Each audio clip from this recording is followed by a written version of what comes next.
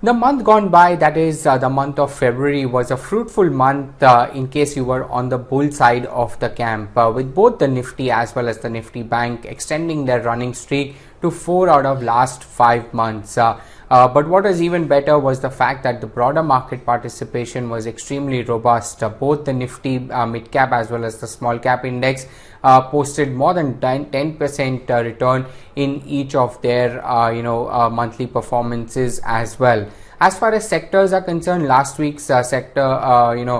month's sector performers were the PSU banking index, which posted the best month that we've had in over a decade with a gain of more than 30%.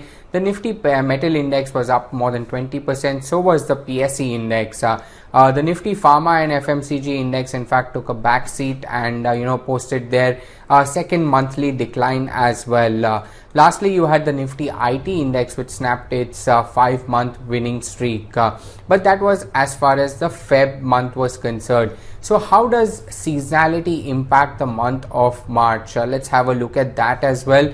Let me just highlight that this is one of the strongest seasonal periods that the market has entered into. The last 5 years on an average have been positive for March, April and May, to the tune of about 1 to 3% each for the Nifty as well. So the seasonality in the last 5 years reflects that the Nifty has on an average gained 2.7%. The Nifty Bank has surged as much as 4.5% in the last 5 years. The Nifty Midcap index has given you a positive return of 3.7%, and the Nifty Smallcap index has also given you positive return of over 4% during the last 5 years on an average basis. Moving on to the sector seasonality impact. Once again, you have the PSU bank index, which stands out over here, more than 6% on an average return that it has generated during the month of March in the last 5 years.